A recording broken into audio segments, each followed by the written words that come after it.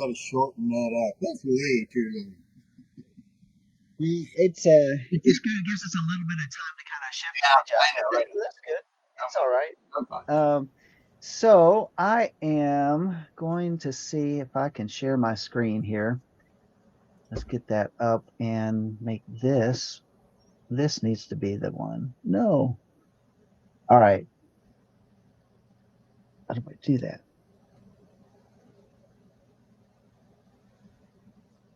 Okay, I'm getting ready to share this. So, basically, what I wanted to talk about, there's so many things to talk about, but I'm going to launch from a particular article because I think there's a lot more to this article that that we really need to look at. And of course, this is the uncensored news, and I appreciate everybody that's hanging on with us here at the Lamb Radio Network or the lambnetwork.tv. And the reason we have to drop it off is because we don't want to lose the Life of Worship Ministries YouTube channel. So we just pull it off just in case those censors that are saying we don't want to strike. We don't want to lose the content that we have over there. And and so this is what I wanted. That's the one I wanted to pull up. And this on the screen. And this, I'm going to start out here.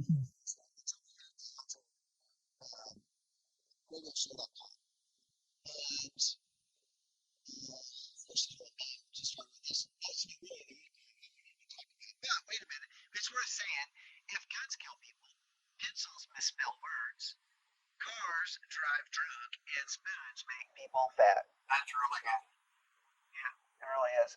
But what I wanted to talk about is this, and this is an article that that's, of course, you've heard me talk a lot about the Russia-Ukraine conflict, and you've heard me talk a lot about why this conflict is something that we need to keep an eye on and watch and pay attention to, because of the huge ramifications globally that it can do. And so there was a report. It came out yesterday, and it was updated yesterday evening about a radiation alert in Ukraine. And why is this important? First off, let me go back to another article that he had talked about. He'll go. Okay. And this was an article about what happened on the other evening. Russia launches largest attack of Ukraine conflict, and they've had some huge attacks, but this one involved a lot of drones. There's 805 drones and 3 missiles, largest so far in the war, and 2 civilians were killed. Strikes hit primarily industrial plants, critical infrastructure, and undisclosed targets in Kiev, Karmanchuk, Odessa, Kryvyi Dnipro, Zaporizhzhia, and other locations. So anyway, it was a big attack. And then it's followed up with this article right here, which about the radiation leak, and where it says the alerts were going off in Ukraine, and then people were told in this one town to take cover, and that brick and or concrete buildings are the best protection from ionizing radiation, as are basements. And so here's a map showing where it's at, and I don't know, you can see where it is in the midst of Ukraine. It's kind of in the middle of Ukraine. And so these alerts were going over, is on radio, cell phones, it was on the TV, radio, and it said that no details were available, no confirmations, basically. It was just there, and there wasn't any claim anywhere of any type of nuclear explosion, and it was just the alert. And then Hal Turner had his reaction to it, and part of it is this. Here's the concern: is that when they've said this all along, if there's radiation detected in Ukraine, then NATO would consider that as a direct attack. Now, it doesn't matter about confirmation of what it was, where it was from, anything like that. If they detect radiation in any of Ukraine, then they would activate Article 5 of the collective self-defense of NATO. Why? Because of the prevailing winds that move across the area, basically from the northeast across Ukraine, and then it goes into Europe. So Romania, Budapest, Poland, all these different areas. So here they detected right here in the middle. I don't know if you can see my cursor there on the screen. Right here in the middle of Ukraine is where they detected radiation. No confirmation. It's just saying they detected it. Doesn't mean it was even actually there. Maybe it was just an alert. Maybe it was just maybe it was like an emergency alert that they were just testing. But this came right after this big attack on Ukraine. Well, everything that we've been watching in the news lately is that it seems like Trump is conflicted. He's saying I'm going to send troops to Poland, and then he says no, I'm withdrawing troops from Europe. I'm just withdrawing funding from Europe. We're not going to bolster NATO like we have been, and yet he's saying I'm going to send so many tens of thousands of troops into Poland. And he said that this last week. Like, what does he want? And he's he's been saying, I wanted to come in and stop the war, and yet, Putin and Zelensky are not cooperating with this, and I'm going to make a decision what I'm going to do here in the next couple of weeks. Well, we're kind of at the end of those couple of weeks right now, and as to what he's going to do, if he's going to just pull back and say, "Y'all just have at it. You want to whatever you want to do," or if Trump is actually going to be committing troops into the area. With this deal, is what I'm really concerned about is a false flag, because Zelensky wants to do anything and everything he can to pull NATO troops into Ukraine and start actually battling Russian troops, even though they've already have been, but officially to do it.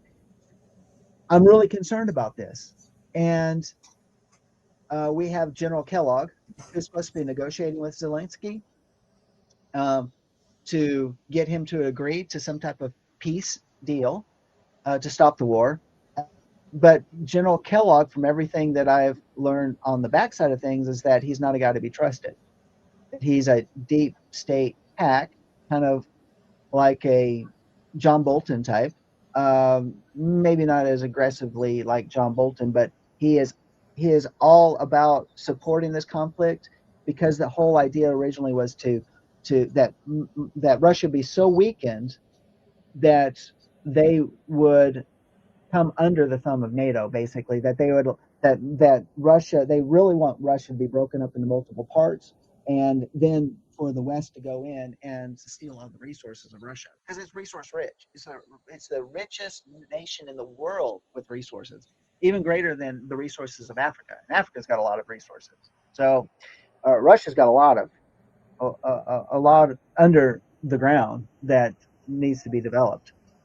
And so what uh, this has always been this precursor. We're always watching the Middle East, what's happening in Israel, what's happening in Gaza, what's happening, with Iran, what's happening with the other Arab countries, the other Middle Eastern countries, what's happening with Turkey, who just withdrew um, any type of, what did they say, they withdrew all diplomatic relations with Israel this last week or so.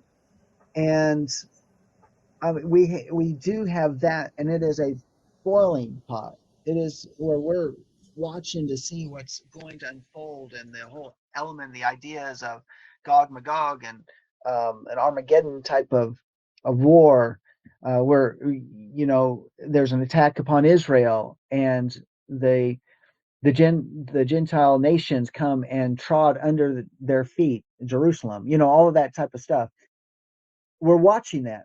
But this thing that's happening in Ukraine is the critical pivoting point of a global war. And President Trump, when he gets bad information, says, "Oh, bad Putin." But when he gets good information, he comes back around and says, "Oh, bad Zelensky." I mean, this is what he does. But every time he comes out, and then we have Melania coming out and saying, "Oh, President Putin, you please stop harming the children." And it shows that disinformation is really, really still being infused into the administration. Melania's going to be a voice in President Trump's ear.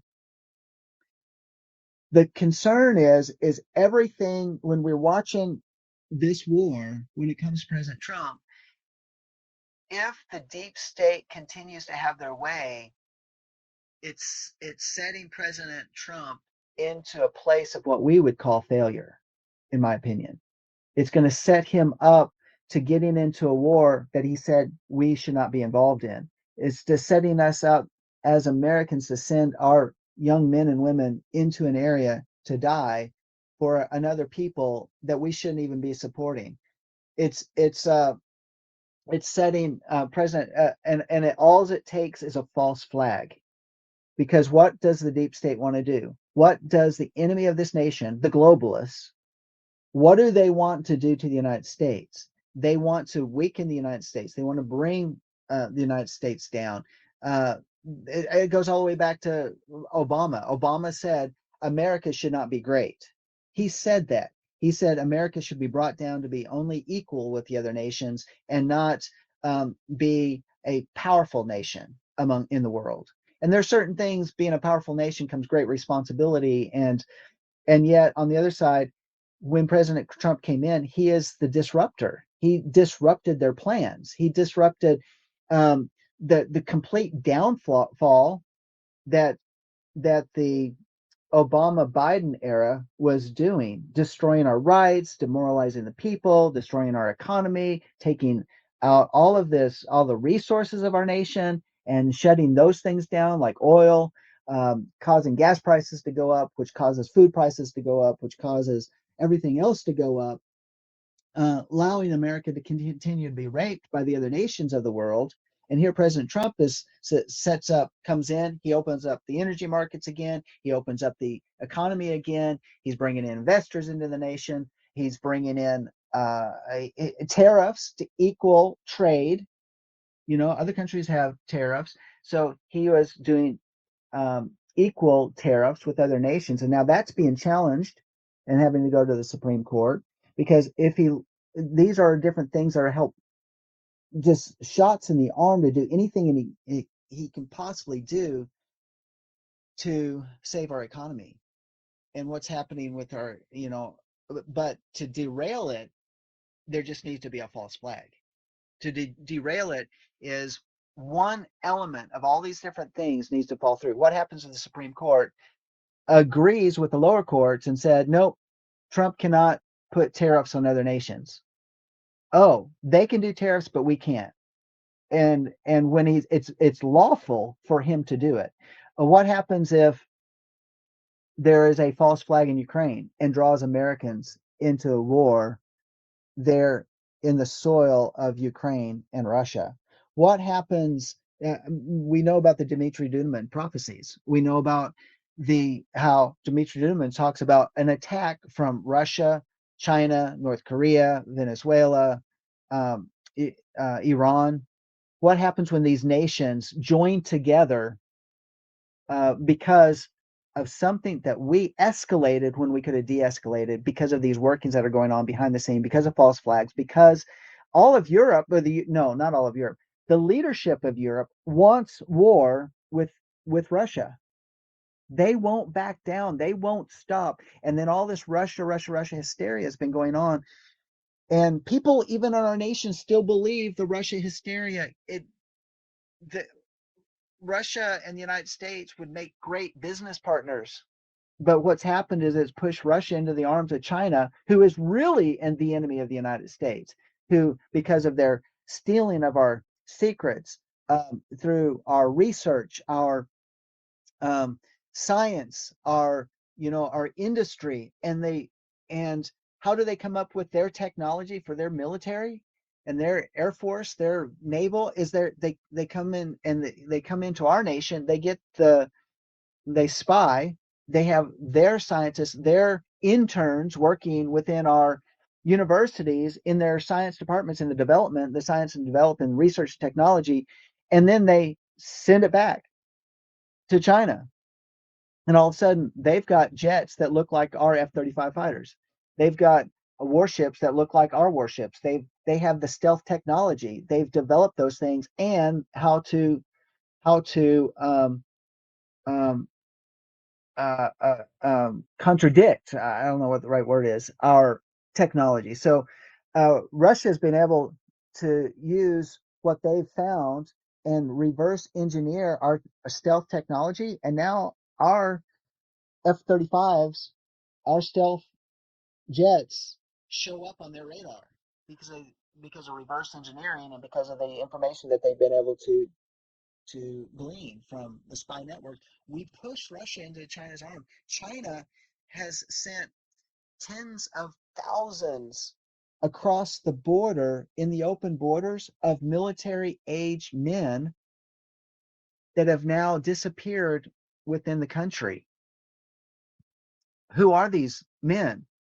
They are the ones that have been trafficking and supplying the drug cartels to send fentanyl into our nation that has been killing lives. This is the greater enemy to bring down America than Russia has ever been, except maybe during the Cold War, maybe during the Soviet Union time, but not the Russia of today. So my concern when I'm talking about all of this is uh, bring down the Trump administration by administering false flags within our cities. Dmitry Duman said when our cities are on fire, that's when Russia will attack, and Russia's um, uh, friends. So I'm just saying what's happening, big things going on in the world. And Mark, what are your thoughts on it? I've kind of gone out. I'm using this as my launching point, but this is what's in the headlines. These are the things that's happening right now. And what do you think? I don't. You're muted. I know. Of all the current events happening in the world, this is probably the one that I watch the least. And I Okay. just, I watch you, I listen to you to find out what's really going on. I really just haven't followed it. I wrote down one note here. You said something about Obama at one point said that the United States should be equal to all the other countries or whatever like that. Yeah. And that is so stinking wrong. It would be okay if all the other countries didn't think that they should be the biggest and the best and the most powerful. If Yeah. other countries didn't believe that, and everybody, the whole world was all, serving the God we serve, and all were neutral on everything, then yeah, sure, I agree with that. But that's not the way it is. It's not the way it's ever been, and it's not the way it's ever going to be. And so you can't make a statement like that because with our history and the history of other nations, other countries, other states, whatever, uh, that's there's just no way that we could lower our powerfulness in so many different areas. There's just no way because it's never going to be equal in any sense of the word. That Yeah. that's the only thing that I can think of on all this. Once again, I just really don't follow this close enough to have any opinions on it or anything like that. So, uh, It's I think it goes back to one of the State of the Unions that he delivered. It might have been in a camp. I don't think it was in a campaign speech, yeah, but he said that America should not be great. yeah. And he's like, no way. He said that. Oh, Well, do oh your yeah, own this research is and the president we should have. Is he doesn't think we should be great, yeah, and so that actually makes Trump's "Make America Great Again" uh-huh, actually works yeah, because it was and not great under Biden and Obama. yeah, yeah. And then he also made statements like, you know, we like those people that have been successful in life and in business and all that. He said, you didn't earn that money, you didn't make that money. Is saying as if it was because of government allowing you to make money. and which is some of the other lies that nobody in the mainstream media ever questioned. He never got questioned on some of these statements. He never got challenged with them. And so, of course, we know how the media is. But yeah, this is the legacy that we've come out of, and I can't even imagine what would have happened if we would have had Kamala Harris as president. I mean, a bunch of cackling as the nation goes down. I mean, where would we be today, 6 months later, after that election? I think we'd had more people leave the United States than the few that left because of Trump. Yeah. If Kamala Harris had been I'm sorry, I interrupted you. Go ahead. Yeah, no, yeah. Which, by the way, she did lose her Secret Service protection over the weekend. Well, she wasn't supposed to have it. Biden gave her a special extension. Yeah, she must have it for 6 months after. Yeah. So got an extension. Yeah, it wasn't wrong to take it away. Yeah. So, but with all the different things right now, there's grand juries being held in multiple places. By the way, not just in Washington D.C., but we're talking about other friendly. I say friendly courts, friendly judiciary areas that are being held because of people like John Bolton, because of people like Brennan and Clapper and Susan Rice and all these people that have committed treason against the United States that because of the Russiagate and all of that, they're actually holding grand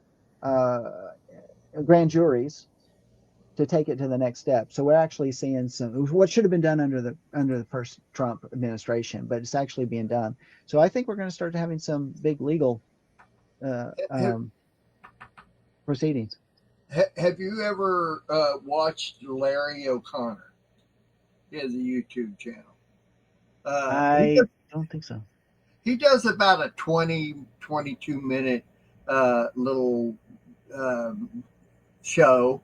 And what he does mostly is he'll take issues like Russiagate and he'll show you how Fox News presents the story and then take it over to like ABC, CBS, or NBC and show the same story and how they cover it. Mm-hmm. And he shows the contrast of the difference between legacy media and Fox News. And it's so good because it really reveals, if you are watching this, you can see the major difference. We got 1 minute, so it's really good. Somebody had turned me onto it and I went over and watched it. It was like, oh my gosh, you're good, dude. I love it.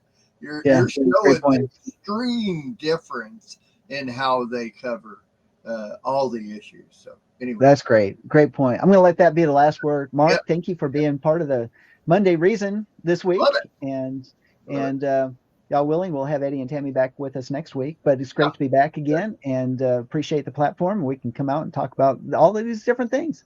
So, and until next time, I want to say shalom. And this is John Craig and Mark David Smith signing out. I got your outro. Okay.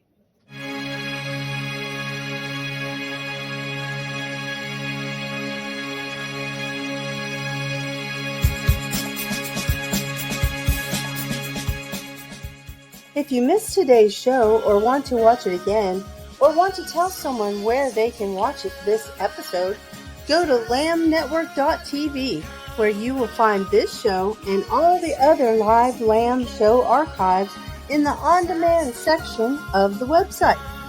Thank you for watching, and don't forget to tell someone about the Messianic Lamb Network.